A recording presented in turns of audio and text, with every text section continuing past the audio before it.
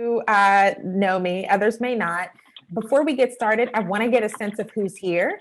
So if you can please go into the chat, introduce yourself, your name, your location, one word to describe how you are feeling today. Be honest.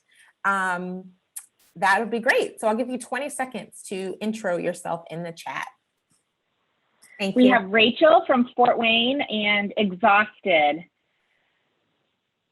Yeah. Laharni, UMD College Park. I'm not sure if I said your name right, so you can correct me. Please shout it out. In Maryland, probably nervous is a good word. Cecilia in Williamstown, Massachusetts. Oh, I'm in Medfield, Massachusetts. Boston, not too far away. I'm feeling a little anxious. Yes. Yeah. Thank you, Michelle. I'm right up there with you all. So we are in similar feelings and emotions right now. Okay. Oh, yeah. Go ahead, Michelle. Chelsea, we have a student tuning in from Kenya, Africa, and she's hopeful. Oh, great. So awesome. Zoe's in Bloomington, Indiana, and feeling a little tired. Yeah, I think we can co-sign that one. So cool. Well, for those of you who haven't had a chance to connect with me before, I am Chelsea C. Williams, as Michelle mentioned. So blessed to be a part of the Forte Foundation and to be able to support emerging leaders. I mean, you're women, but emerging leaders. And I'm so thankful to be able to empower all of you to really own your career and make intentional decisions that will propel you forward. I am very passionate about diversity, equity, and inclusion. I work with companies, global companies, Fortune 500 nonprofits, universities on DE&I, how to center this as a forethought, meaning we think about it in everything that we do. It's not a secondary conversation, but the heart and intent of how we move and work throughout organizations. I'm originally from Raleigh, North Carolina. So I have been watching my home state to see what happens. And I'm a Spelman College graduate, proud Spelman College graduate, one of the best decisions of my life. And I live in New York City now, okay? And again, some of you I had a chance to meet not too long ago. Woo! Could I find another slide that was more real than probably the feelings that are going through, and as evident by Michelle's comments that she shared out on behalf of all of you. But I want us right now all together to breathe in and breathe out. I want us to breathe in one more time and breathe out. Because it's been a lot, the whole year. Michelle and I were talking about that. And so before I get into talking about how to amplify your digital engagement, I want to be human, okay? And acknowledge that there's a lot of feelings and emotions and frustrations right now. What I do want everyone to understand, and I have to feel this too, is no matter what happens and who becomes president, there is purpose in you and for you.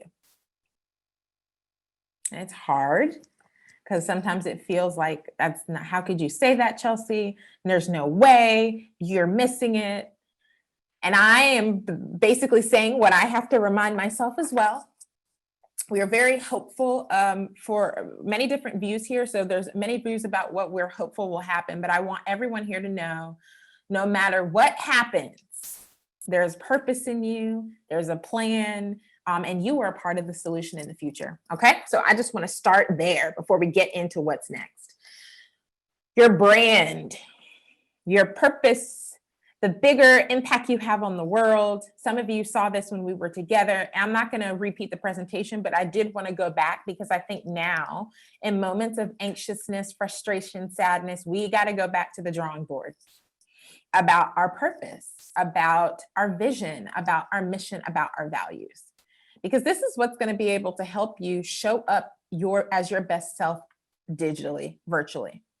So for those of you who were not with us, we talked about vision. What is the vision? It guides your life and provides the direction necessary to chart the course of your days and the choices you make about your career, your life, your family. So the vision is, it's the big idea. It's the big hope. You don't get to your vision alone. it requires others. So when we talk about digital engagement, we will talk about that a little bit later, and how we have to be connected to other people to reach our vision. Our mission defines the existence of an individual or entity. So each and every one of us here, back to my former slide, has a purpose, right? For some of us, we'll go into business. For some of us, we won't, but we'll be business minded. But all of us here are leaders. I know that much. And so there's a mission and an opportunity for us to really get at the heart of why. Why, and I might ask everyone here, why did you choose your college or institution? Why did you choose your major? Why did you choose to come to this Forte event? Really not an event, it really is an experience. But why? The why is so important. And so we're going to unpack that shortly.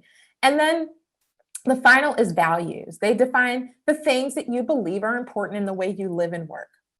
So it gets at the core of who you are and why you do the things that you do. And we cannot, again, talk about digital branding, about our personal stories, unless we are authentic and honest about our vision, our mission, and our values.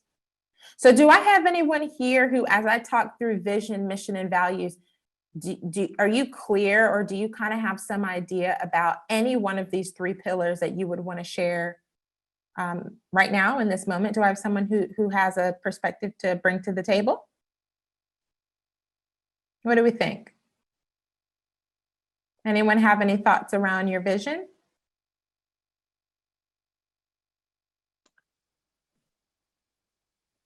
I can speak. Oh, great. Hello. Is it Wanjuri? Pardon? Yeah, it's Wanjiru. Oh, perfect. Wanjuru. Okay, so I think I'll say something about a personal vision. For me, I feel like it's still unclear for me because I'm still not quite decided on the career I want to take, because I still want to be employed, but at the same time, I want to do something for myself. So trying to figure out a balance between the two has been quite a challenge for me. So I really hope that by the end of this, I'll have gotten somewhere. Absolutely. And what I'll tell you about vision is, again, the vision is the big idea. You don't necessarily know how you're going to get to the vision. It's just what you see as the opportunity, right? It's not that you know every single step. You brought up here working independently, maybe as an entrepreneur, a freelancer, whatever the case may be, or working in a professional space. And I will tell you, I never thought that I would pursue entrepreneurship. I thought I would, if I had it my way, I would be a big exec at a corporation, right? Like I thought that would be my plan. And so what I'll tell you all is stay connected to your vision. Don't be so caught up in the journey that you're going to go through, but focus on, what do I want to experience? What do I want my focus to be? How do I want to feel? Who do I want to impact? What purpose do I want to serve in my broader community? And I think that is a better way and a more fruitful way to get to that big idea that you have. So great point. Do I have anyone else who'd want to share a point here? Yeah, go ahead. So this year has been challenging as far as friendships. So I think I've definitely raised the bar on my personal values and actually put a meaning to it, instead of just saying, okay, I have one simple personal value, which is respect, but now I have so much more that I'm not expecting from my future friendships or even for myself, but in my career choices and everything. Absolutely. No, that's a good one. And I think that, again, when we're talking about our brand, it's so much bigger than us. Oftentimes we have to think about those people closest to us. And it really gives us a moment to say, am I showing up the way that I want to show up and need to show up? And how are the people around me showing up? Because how they show up and how they support ultimately ends up impacting me. So I think that was a great point. Let's continue on. So on that point, Rochelle, and thank you for helping us get there, I want to ask you the question, okay? Because again, I didn't say vision, mission, and values just to say it out loud and not have context. I want you to think to yourself, how do you want to show up in life? That's part A. And then second, how do you want to show up digitally? Do you want to be someone who doesn't have any type of footprint digitally, or do you want to be someone who people say, wow, she shows up in a very intentional way. I want to be able to connect. I want her to come to my organization and be an intern. I want her to be interviewed for my podcast. You need to determine for yourself, how do you want to show up? When you've taken a moment to ask yourself that question and you're clear, you're going to make better decisions. 2, why do you want to show up in that way? And that's something that I've been thinking a lot about, everyone, not just how, but why, because why gets to the value. So I want you to think to yourself, why do you want to show up the way that you do virtually or in life, right? And then the last piece is, is how you show up authentic to who you are? Ooh, that's the big question. So maybe you do have a brand already on LinkedIn, on Facebook, on TikTok. I don't have a TikTok, but some of you probably do. But is the way you're showing up on these social platforms authentic to who you are? Or are you doing it because you think that's what you're supposed to do? Are you doing that because you haven't really thought about it, and so you're kind of like, whatever? So this is something. Olivia did make Olivia ahead. did jump in here to say she would like to have a presence, not just be present. Ooh, that's a quote. That's like a Forte Twitter post. Yeah, you want to have a presence. You need to have a presence, and you don't just want to be there, but you want to be someone who, when you are in proximity of other people, they experience something different from you, and it doesn't feel the same when you're not there. And I can go ahead and tell you, all of you, every human being, I truly believe, can and does have. We're all different, right? So we all have a purpose, but you have to understand that you are important enough in every space and place that you are to be yourself in the whole space, which is why I'm so proud of those of you, particularly who are here today. Amazing. I know Michelle and I were like, wow, for you to show up now is just amazing. But then to be on video and to be here and to engage is great. Okay. And so again, these 3 questions, my friends, you'll get this slide deck. I'll make sure I send it over to PDF to Michelle as a PDF, but you need to ask yourself these 3 questions. You need to know the answer to these questions. And here's the thing. Your response in 2020 may not be the same as your response in 2025. Because you're growing and you're evolving and you're learning more about yourself and you're getting new experiences. So give yourself grace. Any questions here before we move on? Cool. So now that we've done all that extra stuff up front, we're going to spend about 10 to 15 minutes talking about how to amplify your digital engagement. And then I'm going to open it up to you for questions. So this is like a modified boot camp. Meaning I'm really going to give you specific action items you can take to amplify how you show up. Okay. We talked about this, but really quickly, I want to overview. We talked about this at the Women of Color virtual conference, but I want to hone in on amplifying your digital engagement. Of the 75% of US adults who Google themselves, nearly half say the results are not positive. So for those of you who were at the program that I delivered and I asked the question, did you end up Googling yourself? And if you didn't Google yourself, why didn't you Google yourself? Meaning you need to Google yourself after this program. You need to know what's out there, whether it's nothing or whether it's some parts of your experience on campus and high school, etc. The 3 pieces I want you to keep in mind is assess how you show up digitally by Googling yourself. I want you to get involved in digital communities. I'm going to talk with you in just a few slides about what that means. You need to know all of the communities that are within your reach.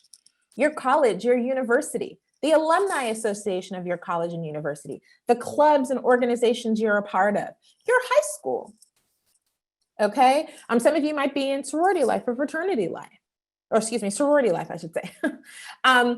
Some of you might have studied abroad before this crazy pandemic, and you might have relationships abroad. It could be places of faith. It's certainly family and friends. All of this matters. Make yourself known. Never miss an opportunity to introduce yourself and broaden your social footprint. And we're going to talk practically about what that means. So on a 1 to 5 scale, go into the chat and share. I want you to own this. How are you showing up digitally?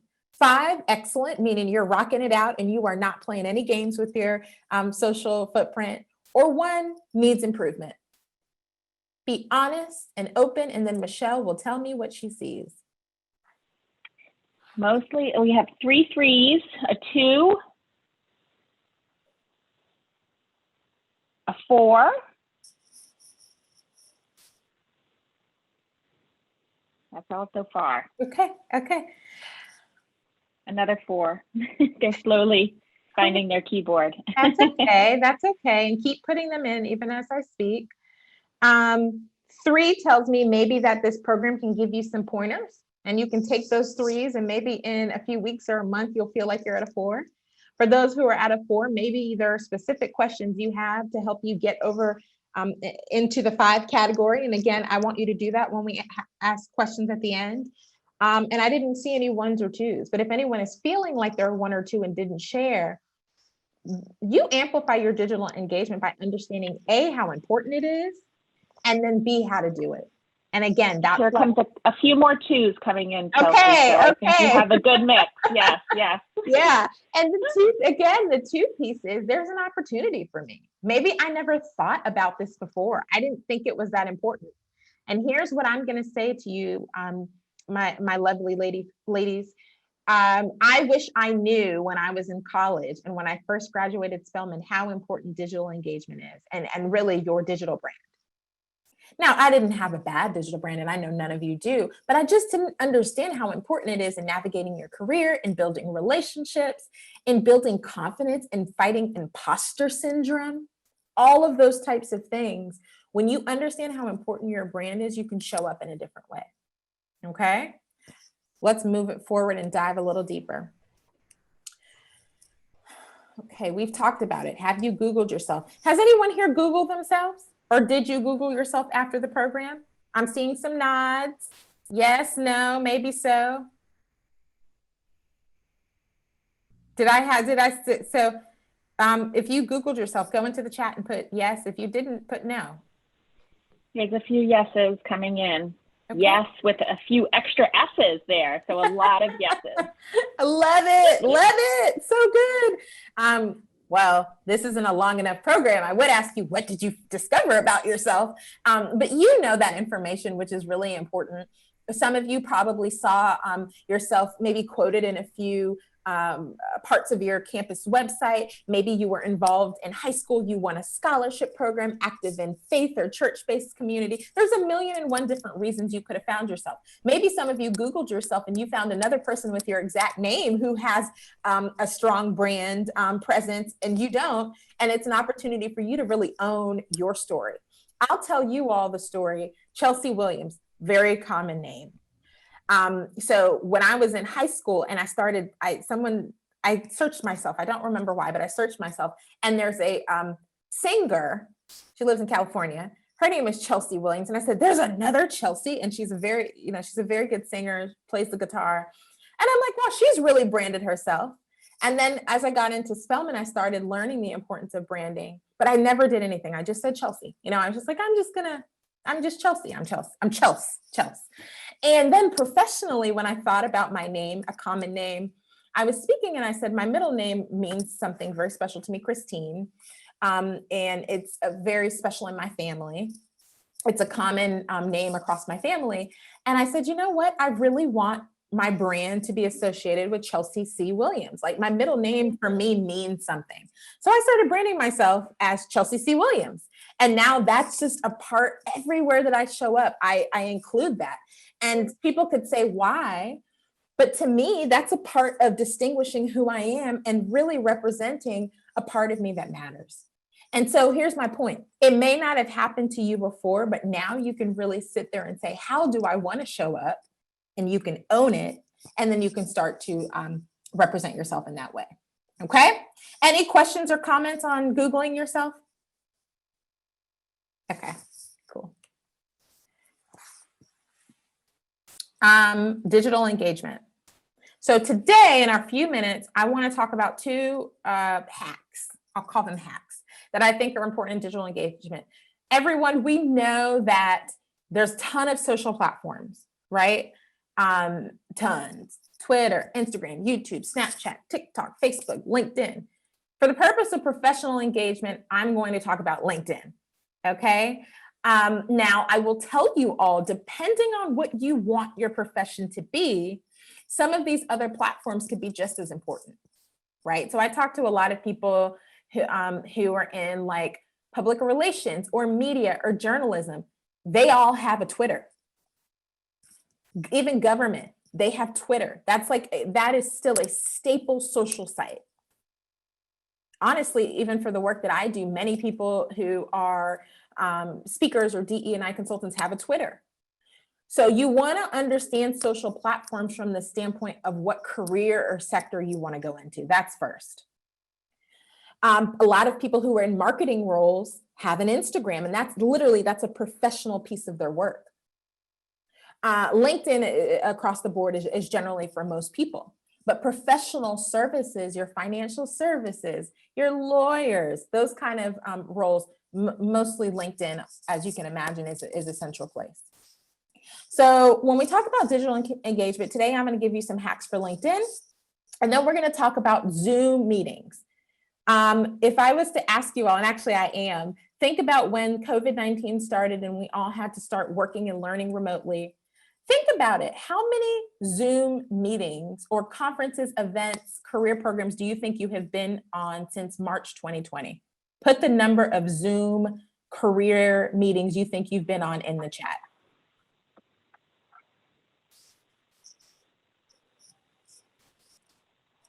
200.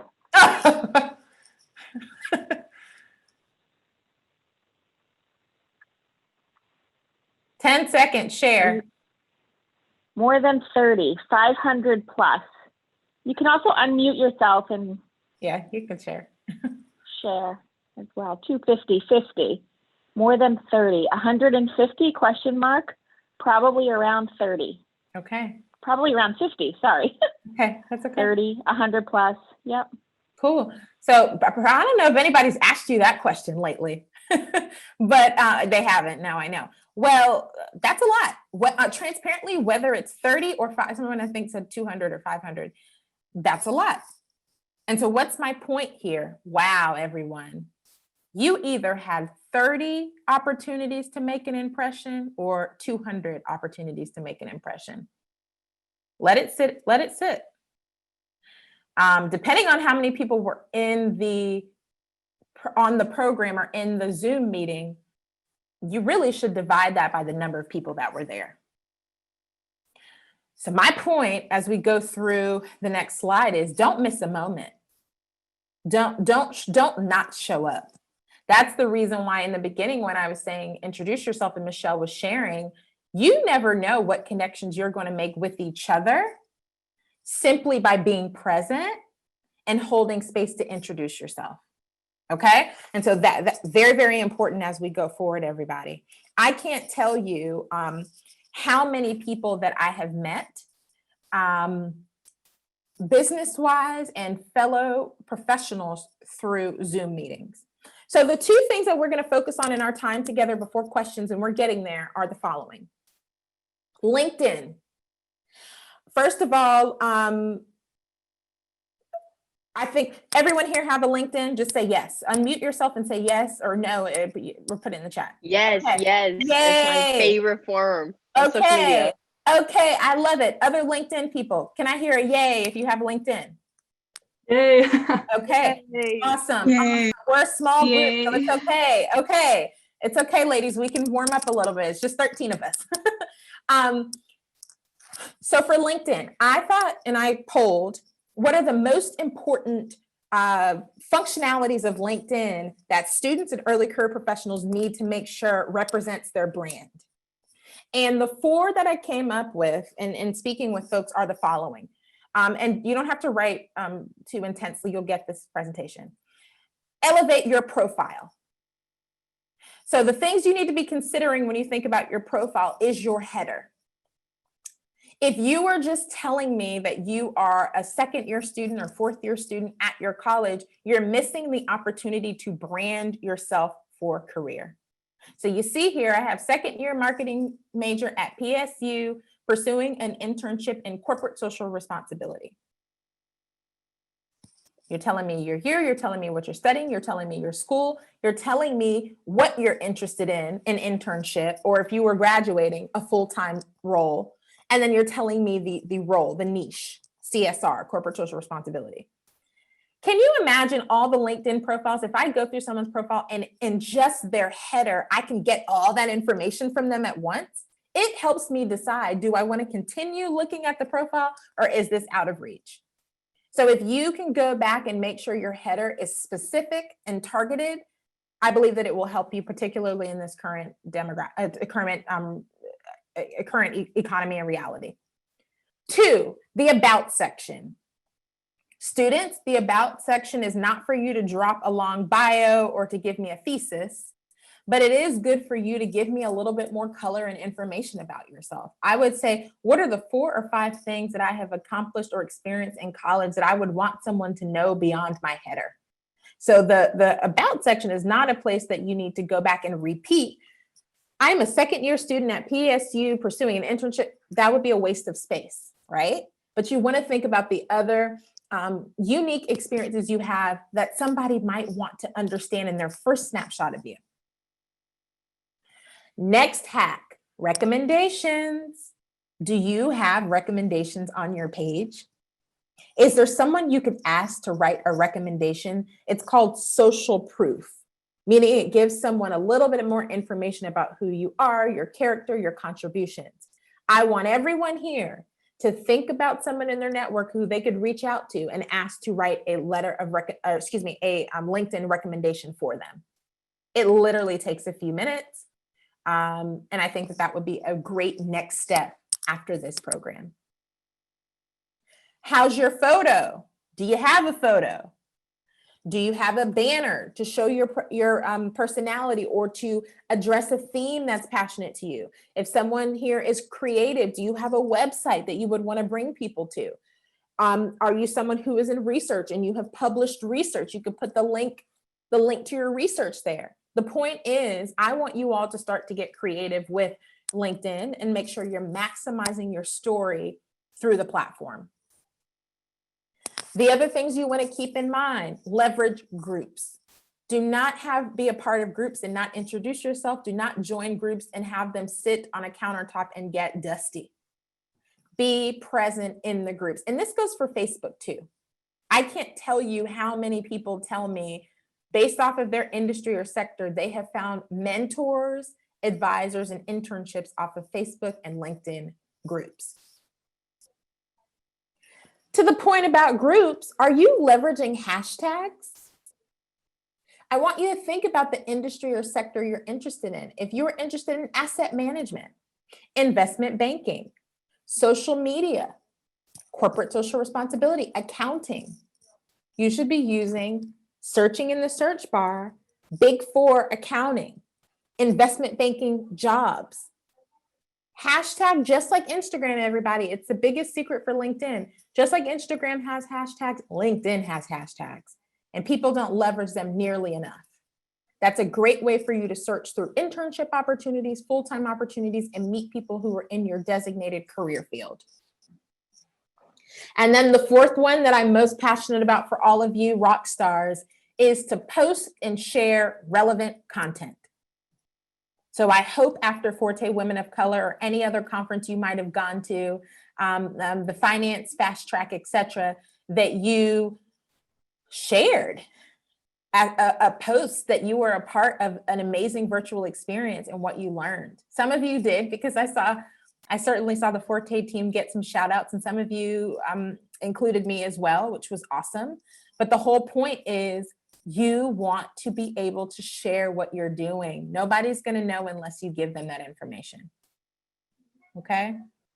And then the last piece before we prepare for Q&A is you need to have your LinkedIn in order before you get active in some of these virtual meetings and conferences, because most of the time in these virtual meetings and conferences, you'll share your name, your location, maybe what you're studying. And then most people will want to connect with you. Well, guess what? They're going to want to connect with you 9 out of 10 on LinkedIn, if it's a professional space, right? Maybe Instagram second or Facebook, but really it's LinkedIn. So you don't want to drop your LinkedIn and not be confident about your LinkedIn profile, right? You want to make sure that you're confident about your LinkedIn. So when you share it in a Zoom meeting in the chat, that you're like, wow, I feel good about what I'm sending people to. And so once you've done your due diligence on LinkedIn, never miss a moment to introduce yourself. Never enter into a Zoom meeting and not say, hello, so excited to be here today. Share your name, share your school, share your major, and then say, I'd love to connect with anyone on LinkedIn. Start building your community. Never show up for a virtual meeting and conference without asking yourself the question, what's in it for me? Why am I here? Am I doing it because it's what I think I need to do? Or is there a benefit to me spending 30, 60, 90, 2 hours in a program? You need to know your why before you show up. I already mentioned share links, stay connected, and be intentional about forging relationships. Not always with the speaker, sometimes with the other participants. That can be one of the best places to build a relationship. I hope you have questions because we're going to answer them in just a few minutes. But these are the 2 things. We don't have a ton of time, so I wanted to center us. LinkedIn, and then once you feel confident about your LinkedIn and your profile, being actively engaging in these virtual events and conferences, critical. You'll get my LinkedIn later, that's it. Everyone, you are not striving for perfection. You are striving for progress. And this is the big piece because many women, particularly women of color, strive towards perfection. It is an output of imposter syndrome. So when you don't feel like you belong, you feel like you have to be a perfectionist and get everything right. It has to be this way. If not, I'm not going to belong. And so I want everyone here to know when it comes to your digital brand, you're not going to get it right overnight. It's going to continue to evolve. Give yourself grace, but own your story and own your impact. And that's what we are connecting today to be able to do. You're welcome. Chelsea, thanks so much for that. I really appreciate that. And you know what? I was just like smiling the whole time because a year ago in DC, I went to the Women of Color Leadership Conference and I left there feeling absolutely engaged and just ready to get after it. And I actually run Level Up LinkedIn workshops like on my campus because it has given me so many opportunities. Like once they see me on LinkedIn, they're like, you're hired. So it has directly correlated to, you know, business success for me. The one thing that I know I struggle with is like sometimes sharing almost like not too much, but just to the point that like I'm doing things just so I can share them. You know, and like always having that like, oh, you know, let's post on LinkedIn, let's get this on LinkedIn. I think because of that, you know, striving for perfection thing, which is something that I really struggle with, you know, just like trying to do the most. So can you just share any like tips that you have, you know, with balance? Oh my gosh, such a good question. And honestly, I feel like my nickname at Spelman, my friends would not say this, but it should have been Do the Most, Chelsea Doing the Most Williams, because I was doing the most. And I think that that's why I'm telling you, like I had to do research and I was actually doing some research for another program tomorrow for Black students in the United Kingdom. And we're talking about imposter syndrome. And when I was doing research on imposter syndrome, because I thought everyone here has experienced it. Michelle's experienced, like we've all talked about it, we've all experienced it. But I was doing research on the root cause of imposter syndrome. And when I saw perfectionism was on the list, I was like, oh my goodness. Because when you are striving to be perfect and to have every single thing right, it's from a place of, I have to prove myself or I don't belong. I won't get the opportunity. I'm not good enough. I'm not taking advantage of everything I've been given. And it is very unhealthy. And so I think the big thing goes back to everyone. This is why we started the conversation talking about your mission, your vision, your values.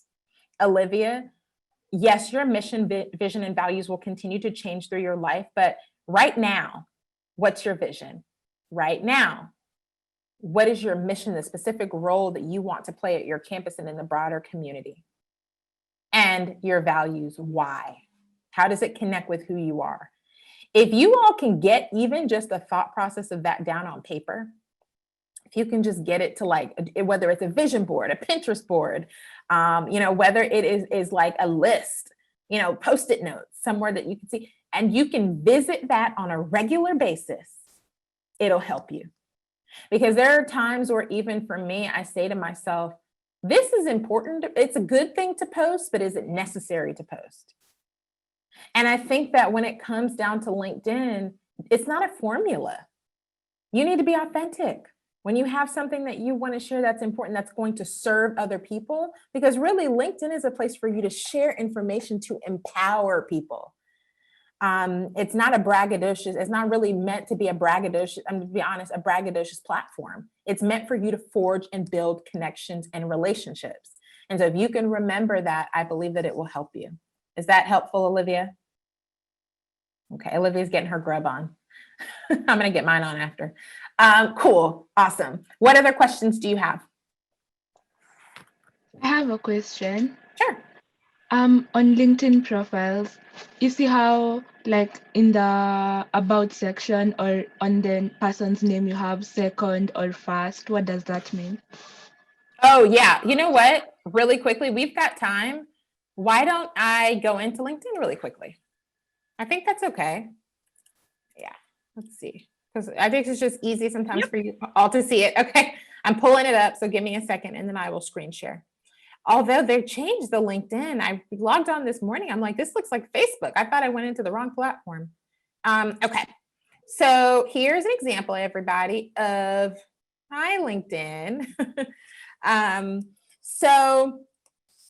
All right, so we're talking about connections, right? So let me go really quickly to my profile and see, I have my banner, I have parts about who I am, I've got my photo that's clear, and then I want to go to followers, manage followers, and we will see here, I've got these different followers. I just have to be able to find out.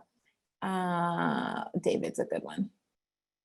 So, okay, when we're talking about followers, first means there's a direct connection to you. Second or third typically means they're not connected directly to you, but they're connected to someone who's connected to you. So sometimes when you're thinking about getting an internship, maybe you want to work at L'Oreal, right, in the beauty space, or consumer goods, Johnson & Johnson. You may not know someone who works at L'Oreal, but you might have a friend who works at Unilever or Procter & Gamble. And because they're in a similar industry and sector, they know someone who works at L'Oreal. So when you go to that person's profile, they have second. So if you wanted to try to forge a relationship, you could go to your friend who, and usually what'll happen if it's a second connection is you'll have a picture of the person underneath it who's connected to the person. You could go to that person and say, hey, I realize that you're connected with Angela who works at L'Oreal. Would you mind, what's the depth of your relationship? Do you think that they'd be open to having a 15 or 20 minute conversation with me? And so that is the premise behind connections. It really is it direct or is it secondary? Okay, thank you.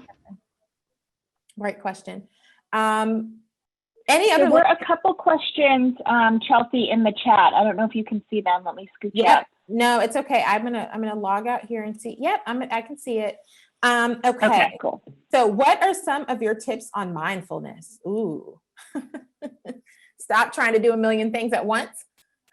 You know, when you are multitasking, and that's the biggest thing with mindfulness. If you study mindfulness, if you are multitasking, texting, cooking, texting, watching TV, waiting for Uber Eats or Seamless, you're doing a lot, right? And so if we're talking about mindfulness, Or this is the funny one. You go for a walk in the park or a jog in the park, but you're on your phone too. It's like you went to get a mental break and now you're like distracting yourself with social media. And so the point about mindfulness is being intentional, conscious about what you're doing. Because when you're intentional and conscious about what you're doing, you give, there's more effort put in and the output is typically stronger. So my tips for mindfulness are, first of all, examine yourself. Do it tomorrow, do it Monday.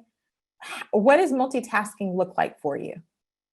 Why are you multitasking? Is it because you feel like you don't have enough time? Or is it because you're trying to get back to people? Again, perfectionist, you want to get back to them on time so they don't think that you don't care. So you need to think about the root of why you feel that you're not present or why you're doing what you're doing, and that will help you with mindfulness, okay? Meditation helps, prayer, yoga, all of that stuff can help you with mindfulness if that is the outlet for you. For me, at the height of the pandemic, I live in the city and City College is not too far from me and there's a beautiful park there. And so my mindfulness moments became morning walks, ending up at City College, spending some time there in devotion, then going and getting my favorite cup of coffee, then walking home. I needed that in that moment to really be present, to be still, to be in Mother Nature. Good question. Chelsea, hi, my name is Stacy Pablo. I was the one that made the question, and that was so helpful. Yay. And one of the things that you said, like figuring out what's the root of that, and you said like, I want to get things on time, and I'm multitasking because I don't want people to feel that to think that I don't care, and that's so true. And that's like for me, that's like kind of like my root. What are some of your advice if like dealing with that? Yeah, Stacey, it's like a muscle. Like you, the more you are, first of all, the fact that you could ask me a question, I can give you a response. And then you knew when I shared something, you were like, that's it. I want to respond to people because I want them to think that I care, which the root of that is people pleasing. Can you all tell that I'm in therapy? That's why I'm providing it, because I'm getting it myself. But the root of that is people pleasing, which again, women do it. We do a lot of it. Women of color really do it because we want to fit in. And so you have to really, you have to be able to understand that it's happening. And then when you understand that it's happening, you have to stop yourself. It's a habit.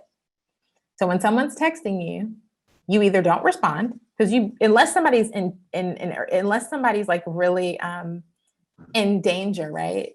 You can wait. Which is hard because I'm the same way. I'm like, oh, I feel like I need to respond, but you have to train. And Michelle's like, as Michelle has children, so I'm sure she knows. You have to train yourself. It's not something that you just do because we're helping, we're loving, we're giving. But you have to practice it and then stick with it. And I don't know that it ever is something you won't have to think about, but you'll at least be mindful of it.